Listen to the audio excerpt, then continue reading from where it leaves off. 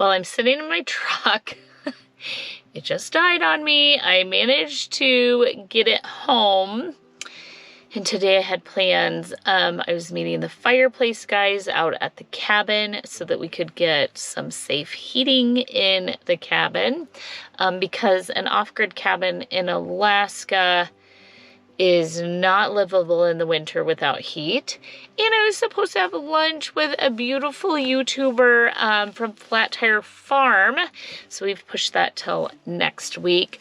And my truck died on me. I'm not quite sure what is wrong with it. Caleb's on his way after he meets with the fireplace guys because we still have to get heat in the cabin. And then Aaron is going to try and help me get like a thing hooked to it that tells us what is wrong with the truck actually. So I thought I would take you along for my day, whatever the day may involve. And I thought I would give you guys a Wyatt update. I've been very honest in only with Wyatt's permission are we sharing any bits of information of his injury. That does not mean we are not welcoming, asking for, and grateful for all of you guys' prayers because we really, really, truly are. We're just being very, very cautious that like when you put something out there online, it lasts forever and it can be saved and shared and so on. And he is a minor, you know, still in high school and so on. And so kind of protecting him long run is what we're trying to do. However, I am very happy to give some updates on Wyatt's condition, the MRI, and some other things. So just join me for a day in the life here on our modern homestead where everything doesn't go according to plan, but it is still a beautiful life. Welcome to Modern Homestead Alaska. We are Aaron and Jessica Milnes. We are building a modern homestead outside of Wasilla, Alaska, with the help of 3 of our children. Our second son, Caleb, our daughter, Cody Ann, and the youngest of our family, Wyatt, along with our 3 dogs, Tipper and Daisy, and the newest addition, Roberto.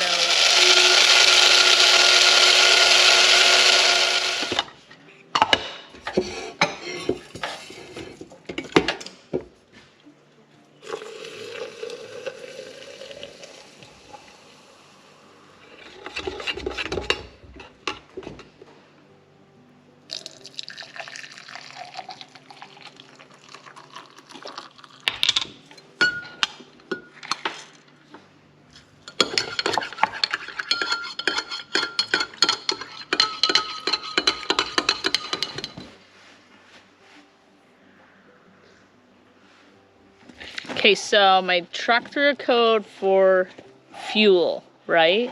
Yeah. What is that? So what are our options? What are we starting with? Well, we're hoping that it's just fuel filters. The next thing is going to be fuel sensor on the fuel rail or a fuel pump. And the fuel pump we do not want to have a problem with. No. No, we do not. How much fun is this fuel filter to get Where's on and that off? big O-ring that was in here? I put it on it. The big O-ring? Mm-hmm. Oh, that one. I didn't touch that one. You're covered in diesel now. Laying on the ground out here. Where's your shop, Aaron? Yeah, Jessica. Let's talk about those funds. You have a boat? Let's talk about those funds. That boat didn't touch those funds. We're waiting. The shop is on its way, right? It's gonna happen. You can wipe it off first.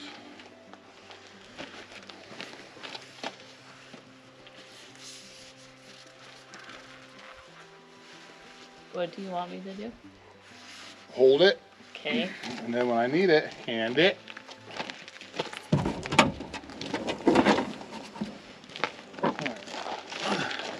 Just cut your Rosa.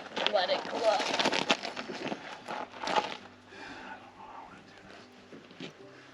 Ready? Not really. Well, tell me when you're ready.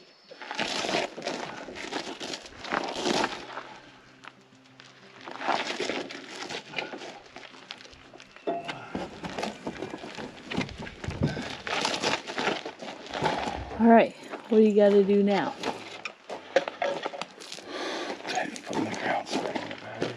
Put the grounds back on the battery, because that might be the other code.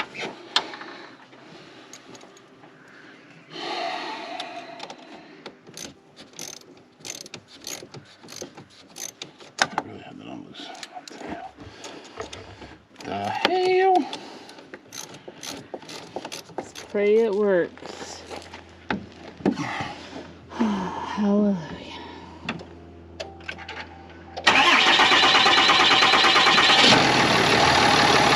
That's what I was doing earlier. It's out of fuel.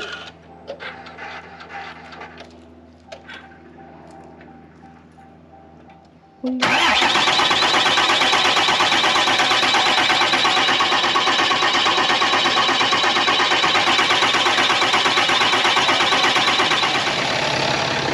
still have a code?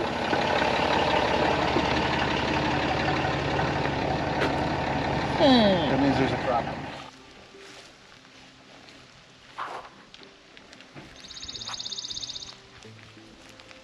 Oh my gosh.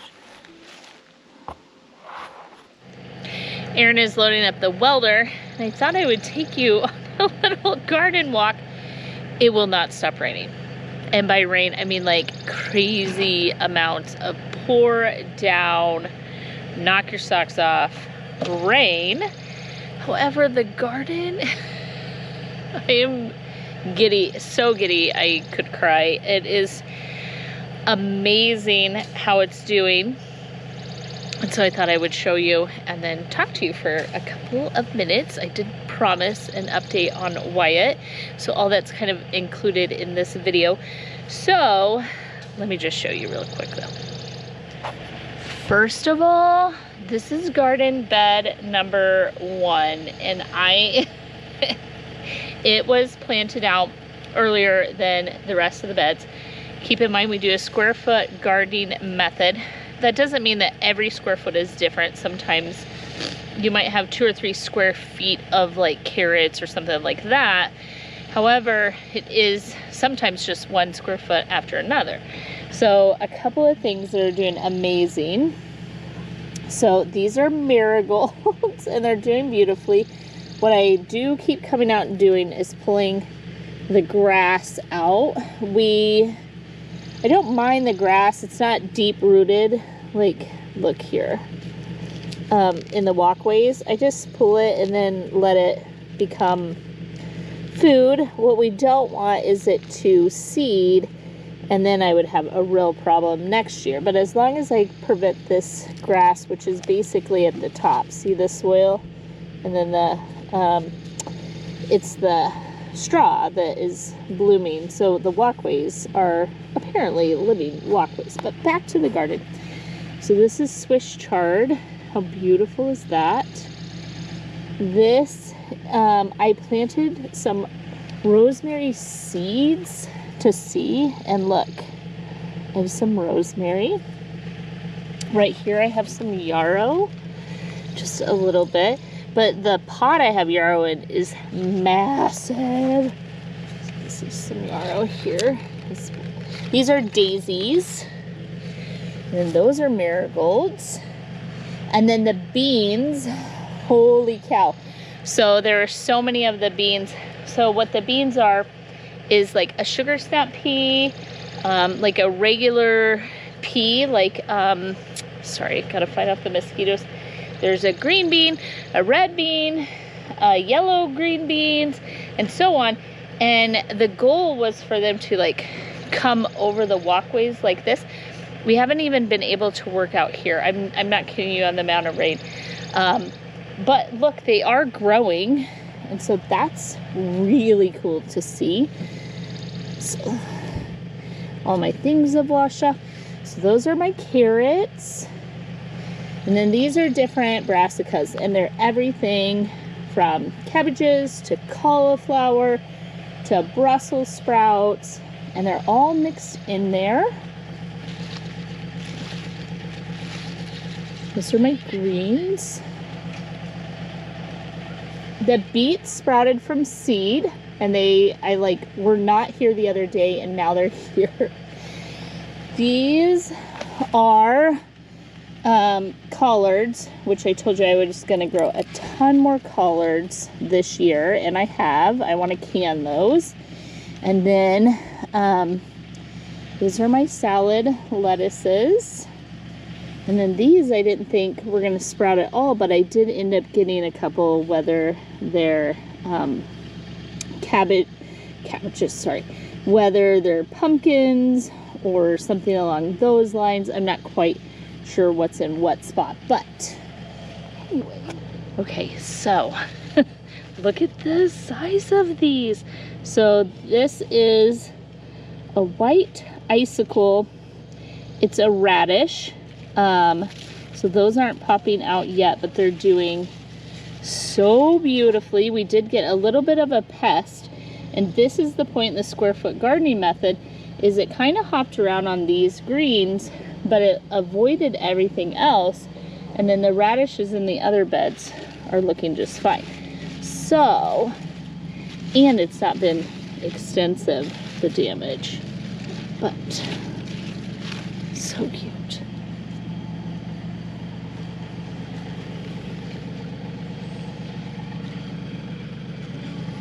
This is kale. That's some spinach. The celery here is beautiful. What is happening at my house? Aaron is loading up his big welder for work. And we'll look at this other bed. So the other thing I did was the varieties in the beds are not the same. So the radish that's in this bed, it's right over here. We'll take a look, but look at the onions. You guys, these are my second year growing onions. I keep saying as soon as an onion got this big, it was the biggest onion I've ever grown, and they're growing beautifully. We did spend about 2 hours out here. See how easy it is to just pull the grass. But I just pull it and throw it in the walkway and let it become food. But these are doing great. Oh. Should not be there. So this is dill sprinkled throughout this garden bed, and it is doing phenomenal. We'll use that for canning if it survives. But the best part of the dill is that the bugs don't like the smell of it, and so it'll protect my broccoli. There's dill everywhere. I love it, because we're gonna need that to pickle. So, what do we got here? Okay, look at those. Are they pretty? So perfect. So like I said, in each bed there's differences in anything that I had multiple seeds of. So here's the radishes. Those are a white icicle radish. Those are going to take a little bit longer. So look at this lettuce here. This is a salad lettuce that we can start harvesting on. And then this one has kind of, okay, if you just heard that, that was the chain. I shut off the video and took off running because they're loading that. Anyway, back to the garden. So this has like a red top to it. This lettuce is ready. We're gonna start eating it this weekend. And even the beets are different kinds of beets. So you see there's differences in the gardens. This bed, I think, is the one where I spilt a bunch of lettuce. Or the rain just moved them kind of around. But look at the lettuce in this bed. Look at that. So that's a mix of salad greens. So what I'll come through and do is just make sure there's no grass in it, and then start harvesting that. Oh, look at that. Look at that. Look at that. Oh, it's so healthy.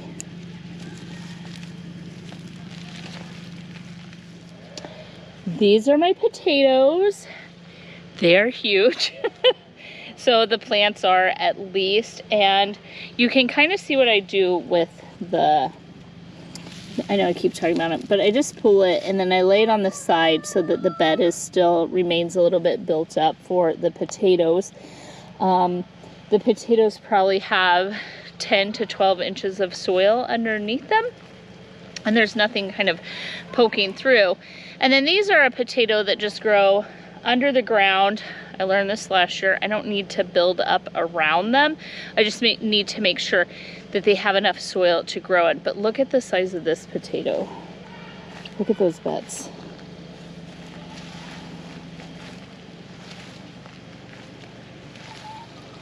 So we have a little blank spot here, but we have a potato starting to grow down there. So you just never know what's happening under the ground. Move some of this grass out. Okay. So I have 6 garden beds. 2 additional beds are potatoes. This one's doing just lovely. This was planted a couple of days after that one. These 2 were planted the same day. Again, just drawing my attention here. Look at these radishes here. Aren't they beauties? It's an entire, those did beautiful. The onions are doing amazing. Something's doing great there. Look at this.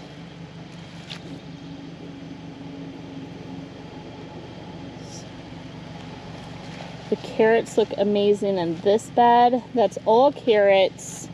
And we don't worry too much because, believe it or not, this is a shallow root. These are deep rooted, and they're just going to help each other out.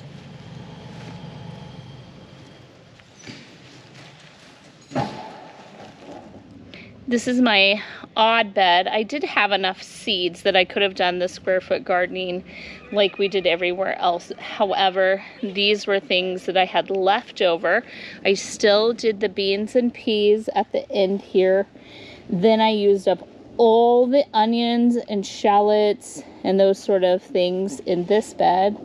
I used up all the leftover brassicas, all of the celery, and then this is all carrots because that is something we want to harvest. Then we did the lettuces here. I will succession plant lettuces and the some of these other things that grow very quickly. So when we harvest this lettuce this weekend, I'll turn over those squares and then we will replant another lettuce that will grow very quickly. Let me show you kind of my pain that is turning to it could be a victory. Let's have a look. Oh, mosquitoes. Okay, we thought we had lost most of this and it is like bouncing back all of the sudden out of nowhere. I do follow a lot of groups and most everyone has lost their peppers, which started so beautifully, and the weather has not cooperated, and also had lost most of the tomatoes. We thought we also lost the tomatillos. We have not. We finally have some flowering. So even if we only get a handful, we do have some tomatillos starting to flower. And then the peppers, as you can see, they went through shock. And now here is all this new growth on all the peppers. That's a tomato. All of a sudden, everything is shooting up new growth. So look at the size of that. That tomato is getting really big. This one is. These are doing excellent. And just out of nowhere, when you thought you lost it all, you're like, don't give up hope, don't give up faith, just keep going. And all of a sudden, they just started popping up. So if these actually grow out, they will totally fill in the space. And we will have been successful. But look at that. I know, I heard him. Look at the flower pots though. if there's anything that likes cool, wet temperatures, that is catnip for the chickens. And then look at these flowers. They have just taken off. Look at that. Did Helen come out and say hello?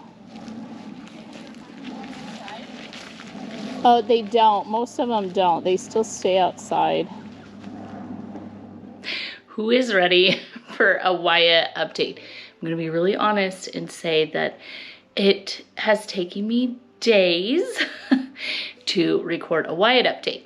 While I do, we're going to hang it in my room, and I wanted to show you something really, really quickly before we do the Wyatt update. This was probably one of the most emotional, beautiful gifts I have ever been given in my life.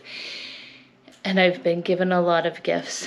My neighbor, Carolyn, made this quilt for me and my family. And so come fall and winter, you're going to see us decorating with this on the living room couch.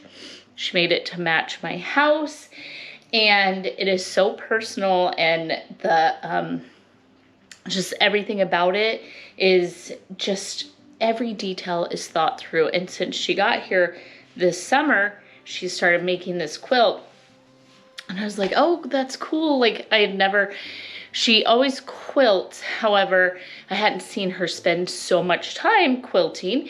And then when it came over that it was for us, whew, and she gave it to me just after Wyatt broke his back. So I don't know how I will ever thank her for this, but let me show you some of the details on it. So she used chickens. And then all of these flowers reminded her of Alaska. And then the black and white is to match my house. And then when they quilted it with chicken wire, or the look of chicken wire with the gray throughout.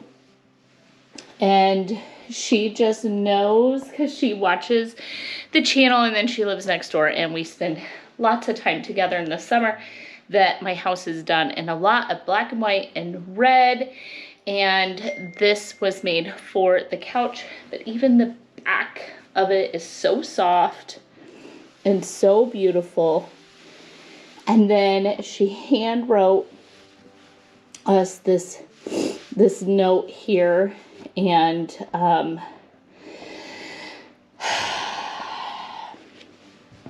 just all of it, like everything was thought through.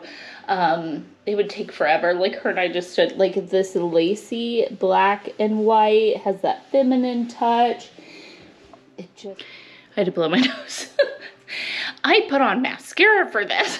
Who would have thought that I was gonna lose it right off the bat? But I just wanted to kind of share this with everyone. And then the other thing is, in a recent video, you guys kept commenting on an apron that says Modern Homestead Alaska. That also was a beautiful, emotional gift, where I was sent the most amazing letter and pictures and inspiration this past holiday season. And that was a gift from a viewer as well. And I don't want to get it dirty, so I like to wear it in videos where I'm not actually cooking or getting it dirty. But it's just such a beautiful gift. And so many of you have sent me prayer beads and all of these different amazing, beautiful gifts over this last year or so. And I don't know how to thank you guys. And I never know how to make like a big enough deal in the videos for what my heart really feels when you guys take time or your hard-earned money, like the thought process to make this quilt or to have that apron made and to send me these items where you literally think, I don't know how to thank you guys. So that's all I can say is thank you for loving me. Thank you for being here. I don't know how to get through that, so we're gonna talk about Wyatt. Okay. Whew, on to Wyatt. We're gonna get through this today. No intention. I don't personally love being super emotional, but here we are anyway. Wyatt update. Wyatt broke his back. I think we decided it was the 11th of the month, so it really wasn't all that long ago. And then he got put in a back brace. He went to the ER. We did all these things, and he's under the care of a specialist. When we finally got in to see the specialist, Aaron and I were a little bit freaked out by that point as the specialist is showing us the x-rays and how I promised you that we would figure out which vertebrae he broke, and it is his L1. So it's not in the T's, so it's not, sorry about all that. I'm not a spine specialist. My brain was like a million miles an hour, and I heard one thing, Wyatt heard another, Aaron heard a third thing, and like people have told me record, and I have, but I won't share on here the recording of the meetings with the doctors. And that's just why it's personal medical information with the doctor. But I did record it so I could go back and listen to what he said when I have a question on like, what did he say about this? So I did take the advice and record the meetings, just not for public viewing. Anywho, back to it. What he did was he shattered that, and it's 6+ pieces is what they say. And one of the pieces was literally pushed into the spinal cord, and they weren't sure how much pressure, if there was any damage.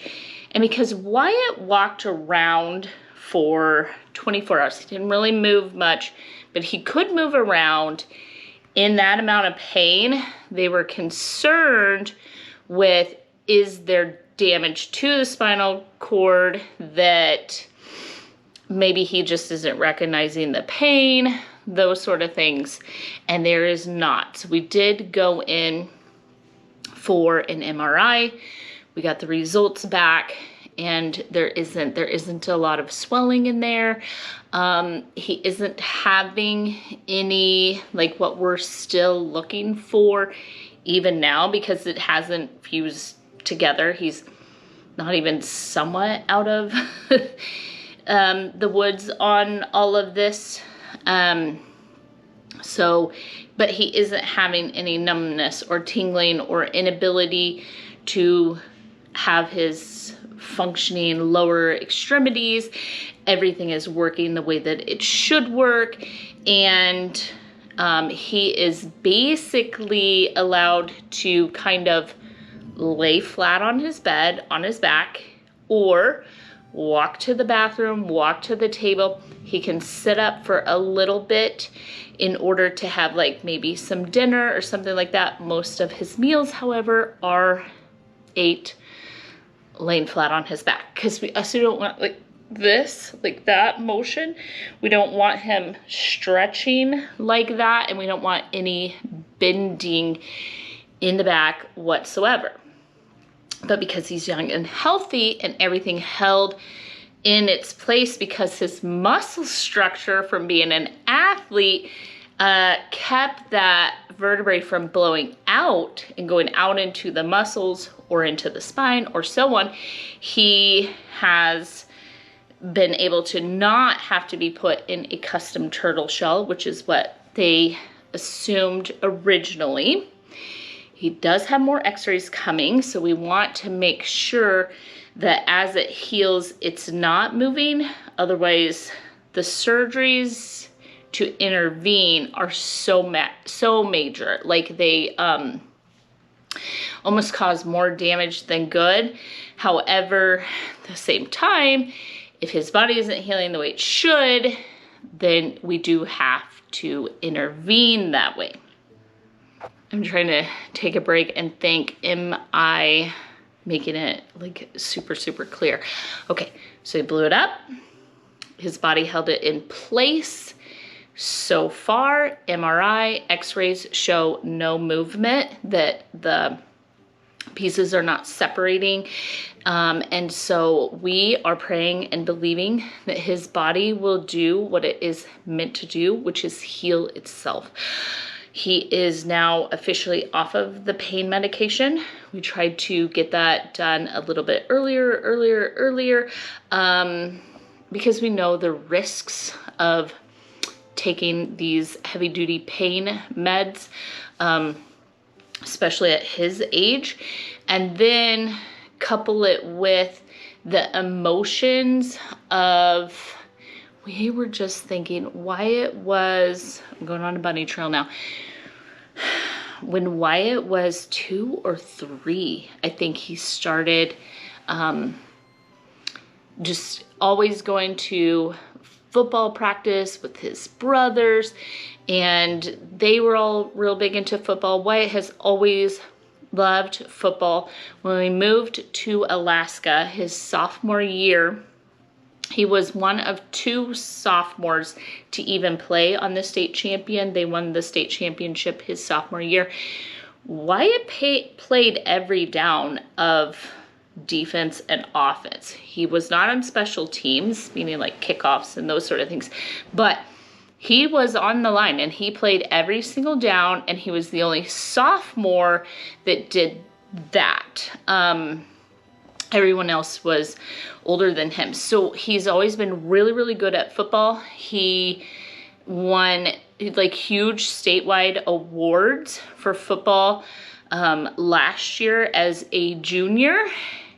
Then he broke his back. And so the emotions of now this thing you have always done and you've worked towards and you're really, really looking forward to your senior year has been just stripped away from him. And as much as, and I want to remind everyone, like, we do say, like, Wyatt wasn't looking at going to college for football. He wasn't going to play in the NFL. We're fully aware of all of that, and we do look at it and go, okay, so his entire future has not been rocked by this injury. However, your senior year is a big deal, and this is something he's done almost his whole life, and a sport he's played, and it is his #1 and his favorite, and blah, blah, blah, blah, blah. The emotions of having that stripped away on your final season is very, very emotional. Couple that with these prescription drugs, and you can have a mess for a child. So Wyatt has been off of the prescription for about a week. He is emotionally dealing very, very well with all of it, considering. And then the prognosis, let's talk about the prognosis, and then I'll let you guys go. Prognosis, moving into the future. Believe it or not, they have discovered, according to the specialists, that the less intervention they do with an injury like this, the better the body does. And in fact, it is quite possible that Wyatt has lost some height, which he really has. So he smashed it like a pop can. So even as it heals, it's not going to get taller again, but it is going to fuse together. And they said the spinal cord is so amazing that the little chunks that are kind of floating, free floating in his spine, they say like 16 months or so from now, when they go in and x-ray it, generally that is like gone, that the body absorbed it and took care of it and got rid of it and didn't want it there. And so the body did it itself. And instead of going in and doing the surgery, if at all possible, if we can avoid it, that the body will completely heal itself. And that Wyatt, had he been a little younger, could have gone back and played all of the sports completely normal, gone back to 100% a normal life. We will, however, have physical therapy and all of these things to get him to that point of living like a completely normal, healed life. And we will do that. We'll work together as a family. We will push him and we will help him get his body completely back to where it was before he injured himself. So the prognosis is really, really good, considering how horrifically he did shatter that one vertebrae. They did say, like, most of the time when you see a break in that vertebrae, it's in the elderly and it's on the forward side where they like collapsed it as they went forward. Wyatt's is that plus backwards, so he must have jerked himself back when he fell, and so when he crushed it all the way around, and that is where some of the concern is. So prognosis is really, really good. We're trying to keep spirits really, really high, and settling into the realization as we move forward into his senior year that things have changed in the blink of an eye dramatically, and he looks forward right now to being like the football manager, which would mean they travel one manager, so he can still go everywhere the team goes. He'll keep stats, he'll make sure everything is on the sidelines, you know, kind of being that coach's assistant sort of thing and being part of it. And I really, really love that he is part of a school in a program that adores him and that they would allow him to be such things. So yeah, all in all, not out of the woodwork. The bones have not started fusing, so we're being super, super careful. I'm on him because he's in less and less pain of don't pick that up, don't bend over, don't. I feel like I'm hanging out with a toddler, I'm not gonna lie. You know how many times a day you tell a toddler, no, no, no, no, no, no, no? That's what it's like with a teenager and a broken back that has less and less pain. They want to get back to their life, and you have to be like, nope, nope, nope, nope. Let me help you. Let me do that for you. That sort of thing. So lots of prayers and well wishes have been so greatly appreciated. It's just been really difficult. So talking about it and walking through it is not easy, but we're doing it. And so I thank each and every one of you for being here, being part of our family, being part of our homestead. I can't appreciate you more than I do. I just can't imagine how. My whole heart is so full because of you guys and our support system around us. I just really, really do feel loved and supported right now, and I appreciate that. So thank you for being here, and I will see you in the next video.